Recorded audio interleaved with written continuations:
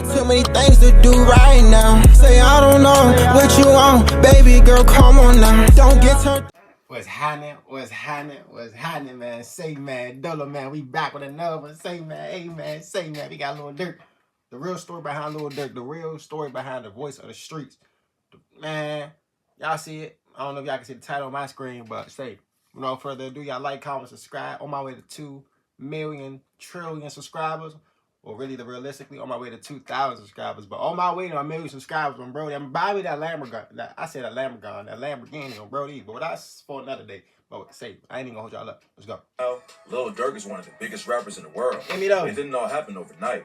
He had a wild come up in Chicago. Some say he's the reason the big war in the city got so violent. Yeah. Durk had a grind for over a decade. Chicago been messed up, I ain't gonna lie. And today, we're breaking down the crazy story of how he went from a street savage to linking up with superstars like Drake and Kanye. Let's get right into it. Lil Durk came up on the south side of Chicago in an area called Inglewood. Yeah. A lot of kids in the city grew up without their dads around. But Durk's situation was a lot crazier than most. When he was 7 months old, his dad was sentenced to life in prison for allegedly running a huge crack operation. Big Durk was locked in with Larry Hoover, the legendary Chicago gang leader who created the Gangster Disciples. His father was locked on Larry Hoover. Apple don't fall too far from the tree on Brody. That's a real saying. All the way back in 1965, Big Durk was running the streets and had a lot of people working for him. And back in the day, he was cool with the BDs too. The BDs and GDs had been locked in a deadly war for years. And when Big Durk was moving heavyweight back in the day, the two crews wasn't even beefing. According to Big Durk, the war started in his hood after some BD leaders thought they should have more territory. Big Durk was running the game, and his family should have been taken care of. But then, the whole thing came crashing down. Big Durk and 3 of his top affiliates got hit with life sentences after Big Durk's cousin, Tasha Woods, testified against him. And when the cops raided Big Durk's storage unit, they found $1 million in cash and 10 bricks of cocaine. Even though Lil Durk's dad was locked up before he even really knew him, they kept a good relationship over the years and talked on the phone almost every day. Big Durk didn't want his kids to end up like him and try to keep him out of the streets. But sometimes it's not that simple when you come up with a place like it's kind of hard to do and kind of crazy to say while you like locked up. That's kind of, you know what I'm saying, that's kind of Chicago. Lil Durk's mom had to take care of him and all of his siblings. And back then, they were just struggling to survive. Durk says they were so broke that some days they didn't even have food to eat. Durk knew he had to step up and help the family, so he hopped off the porch at just 10 years old and started hustling. Durk had dreams of making it out of the streets through basketball, but eventually he realized it wasn't going to work and he had to switch up his plans.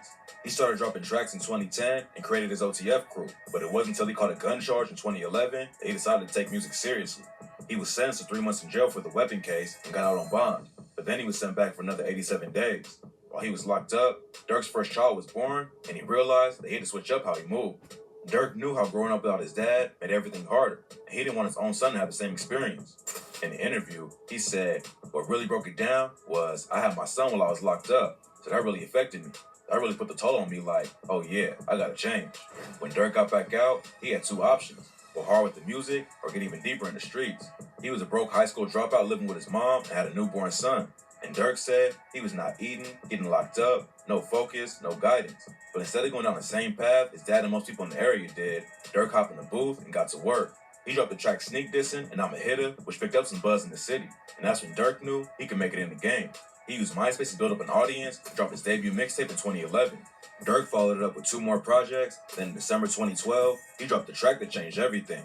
The GDs and BDs were already beefing at this point, but L's anthem took the disrespect to a new level, and a lot of people think it led to the brutal wave of violence that's still going on today. On the track, Durk said, you don't fuck with me, then fuck them. My own I don't trust them. Brick Squad, I say fuck them. Woogle World with them, so fuck them. Lil Jojo from Brick Squad clapped back with the track 300K, BDK, and called out Durk and the rest of the BDs. He said, Durk say fuck Brick Squad. I'm gonna skip your ad, Brody. So I can't wait to catch him.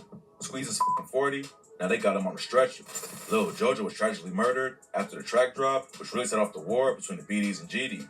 But even though it might have caused more young dudes to lose their life in the streets, L's anthem helped Lil Durk level up and get his name in the spotlight.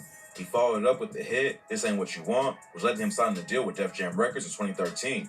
It was the biggest moment of his career, but Durk didn't have long to celebrate. He had been trying to leave the streets behind, but just a couple of days after signing with Def Jam, he got booked on another weapon charge. The cops rolled up on him in Chicago, and Durk allegedly tossed a pistol into his car. Durk got hit with a charge for unlawful use of a weapon by a felon and was held on a $100K bond. By this point, his homie Chief Keef was already one of the hottest new rappers in the game, After blowing up with the track Don't Like and linking up with Kanye West, everyone thought he'd step in and bail Durk out, but Keith didn't pay the bond.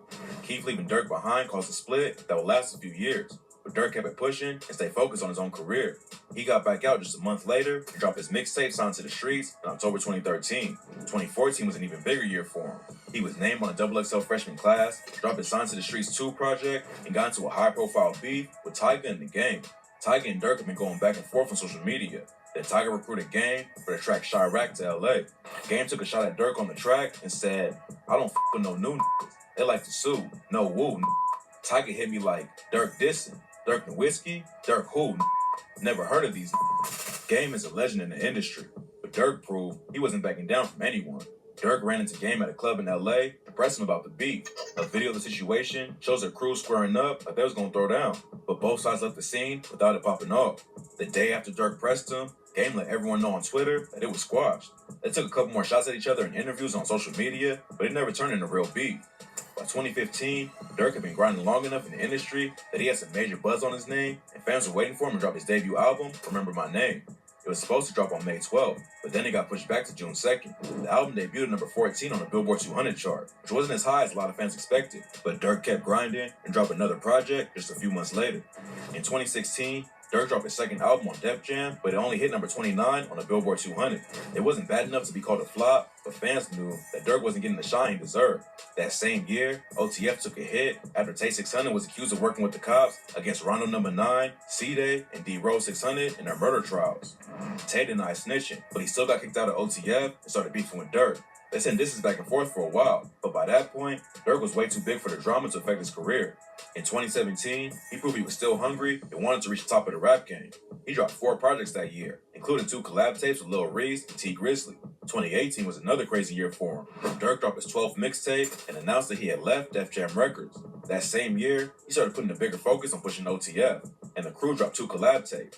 Durk and OTF got even more shine when King Von joined the group and popped off with the track Crazy Story. Von and Durk linking up in the rap game was a huge win for both of them.